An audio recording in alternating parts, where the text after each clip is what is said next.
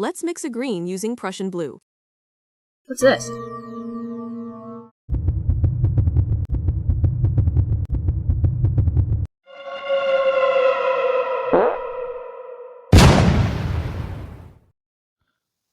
Okay, friends, today we are going to discuss about Prussian blue, and it's like the almighty of all the pigments that we have, and I consider it as even more powerful than phthalo blue or quinacridone magenta, and whenever it's into the system, it's very difficult to handle. So we are going to look at how we are going to handle this particular pigment, and let's look at first the nature of this pigment. If I just manipulate it a little bit, you can see how dark it is, and it's so powerful that even the most diluted sections or the stretched sections are incredibly powerful. You can see how extraordinary this is.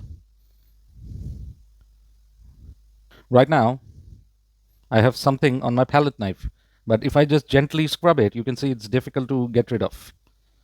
Even further, with force, I still cannot get rid of it. Even after a good wipe, it's still there. So it's a very difficult to remove paint. You can still see it, right? Traces of it.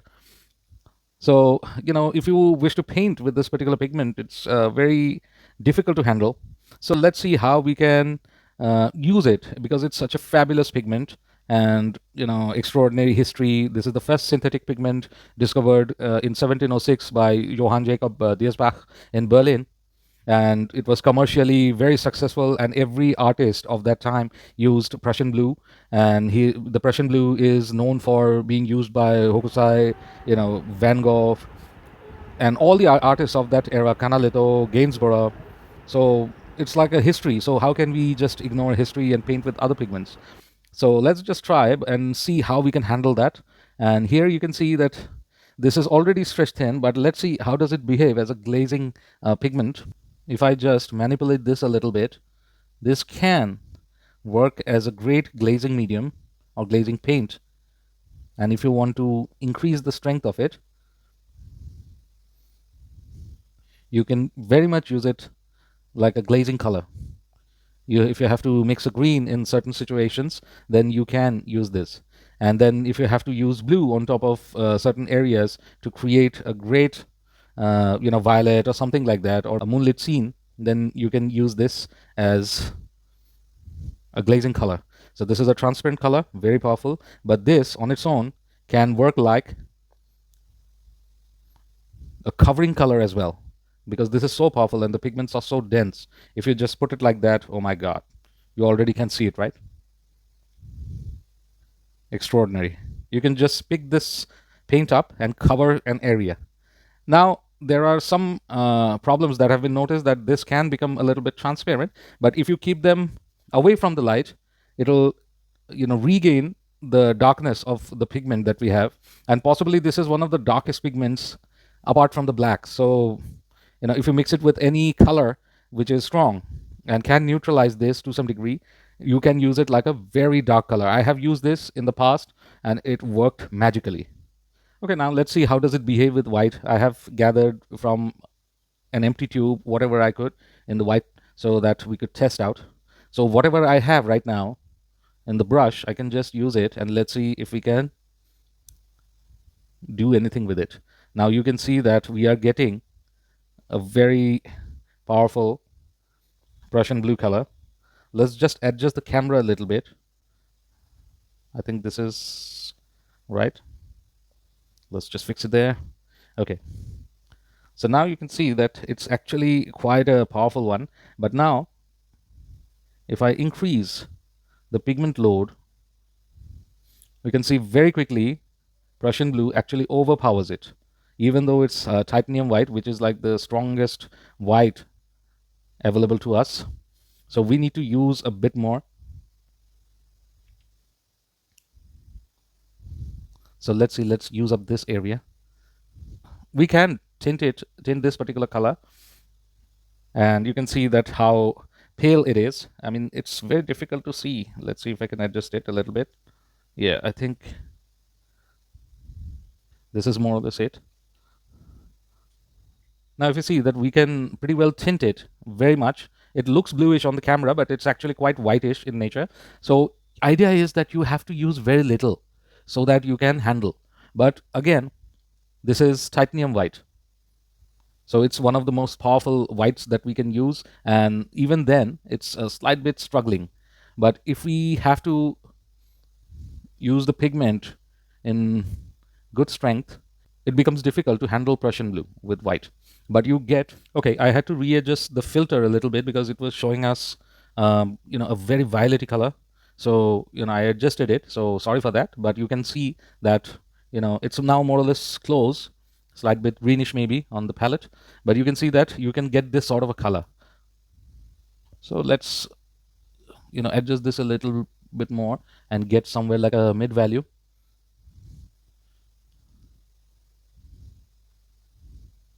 So we get this, smoky blue. And mind you, blue was a very difficult pigment to use in those days. It was not available, very expensive to use ultramarine, and you had smalt and various other things. But this was the first blue that was available in the market. But we can very well use it as a sky color. And Canaletto, Gainsborough, all of them have used this. I have used it in the past. So you can pretty well use it. Idea is to use very little, and titanium dioxide will actually reduce the strength of it. So let's now use a color that is not so powerful. So this is your lemon yellow, and it's not known to be a great tinter. I use it as a warm white in my monsoon palettes, and you can see that it's almost semi-transparent. You can use it as a very opaque color, but it doesn't work that way. But let's use, already have some Prussian blue into this, and you can mix a bright green with this. It's already going towards green. So let's just use it a little. And initially you saw that how struggling it is to handle Prussian blue with such a weak color.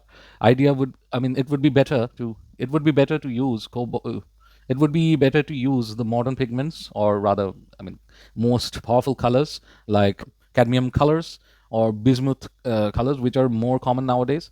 But I would use a very little Prussian blue. You can see the tip, and let's see how does it work. You have to use this color to the full strength and very little of Prussian blue to get to a brighter green. And you need to constantly add this yellow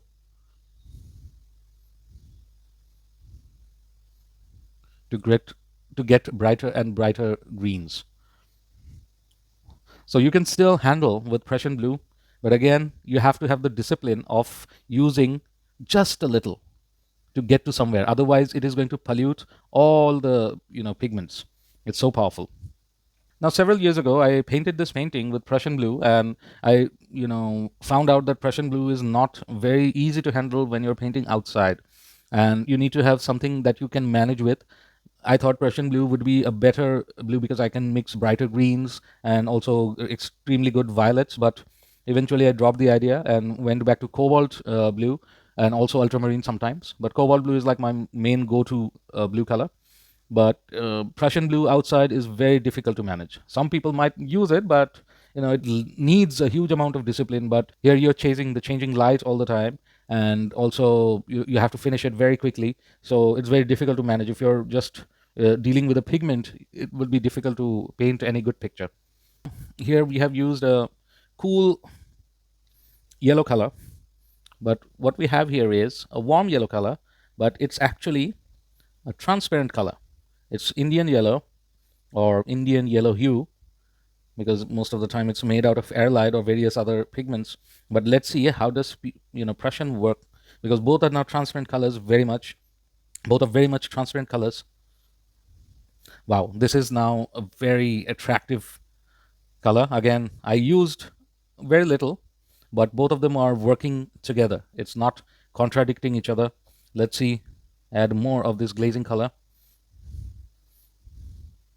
Does it need a little bit more? Maybe, maybe not, but they are working fine. Yeah, you can even change the tone of the color. So it's difficult to manage with somewhat opaque pigments, but you can see that it's easier to manipulate with a transparent color. We shall see it more. Okay, right now we have another transparent color, It's PV19. Let's see how does it work with Prussian blue. I think it should work just fine. This is, I mean, semi-transparent maybe, but let's just use a little bit more oil. And you can see that this color was super, this color was not so strong, but here you can see that PV19 is very powerful. So let's see, this will be a very interesting thing. Again, oh my god, it's just eating up the nature of PV19, but you can see that we can now get a very transparent violet, and we can use it as a glaze. If you add a little bit of medium to it, it might work just fine. So Prussian blue works well with transparent colors, but let's just use a little bit more. Let's see what happens. We are getting darker violets now. Again, add a little bit more. It's still a violet. We shall see when we mix it with white, but it looks like a violet. So let's just add a little bit of violet to see what we have got. It's a beautiful violet color. We can just add a little bit more. Very nice.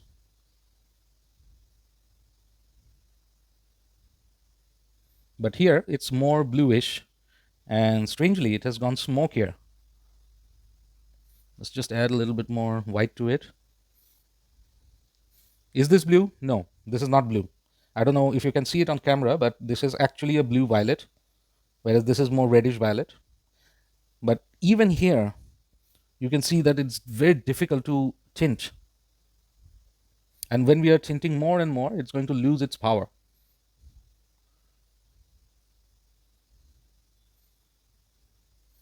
Now we are just bringing it up close. It's very difficult to see in the camera because it's not capturing. It's capturing the yellows, and it's creating some sort of an effect. But let's see what happens. But this is a good revelation that with transparent pigments, Prussian blue works the best, and it reacts well with other colors. This is not a very powerful color, whereas this is a powerful color, and it was working very nicely compared to these, where you have to use very little and you have to have a good discipline. Now, this is something that I have used in the past, and let's just bring the camera a little bit closer. So this is cadmium red light, and I have used this color to mute Prussian blue. But again, I don't have too much cadmium here right now. Let's just get a little bit more from my other palette. Now I'm using very little Prussian at this moment, and let's just do it here. Soon, very soon, we can see that it has turned into something like maybe raw umber. Now it has turned black. If I add a little bit more, it's lighter. It's now a colored black, but if I add more Prussian to this, we are going towards black. So I have used this effect in the past and got great results, especially in moonlight kind of a scene. Works the best. I mean, this is the color that can tone it down, and we can get a decent colored black right now. But let's just pollute this color, and you can see that this is somewhat like a raw umber. It might appear a little bit darker on camera. You cannot do anything about it, but it's a lot lighter. Let's just use this a little bit more. So this is a great brown, and this is a great black. Works well with night scenes, and you can use it on watercolors as well if you want to. Okay, now I've removed the cadmiums and Prussians from my brush, and let's try a brown. So this is a Williamsburg PR 101. It's called Mars. Sorry, let's just look at it what it is. Oh, so this is this color, Mars red light. It works amazingly with darker colors, and let's see what does it do. And it looks quite powerful, quite covering in a lot of ways. So I'm just using this much. Let's see what happens. Well, this color can also tone Prussian down, so you can use this as well. Now I've got a lot.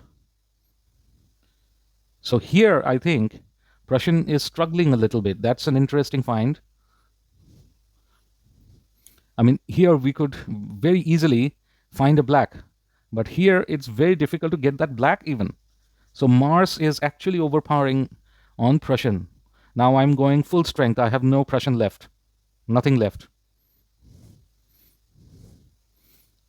Yeah, baby. This is a color that can dominate over even Prussian blue. Even though if you have to use this color, you might want to use this beautiful effect rather than using as a darkening agent. But here we have got a very similar value of black right now. So you need to have a lot more Prussian here. Strange. And mind you, the Prussian blue that I'm using, this I have used for 30 years. So it's tried and tested. Very old company, very good colors. And here it's very powerful. So here you can see the Prussian has struggled completely. Now let's just use whatever I have in the brush. You can see I can create a lot of different variations. So very nice. I mean, it's a good find that something can tone Prussian down.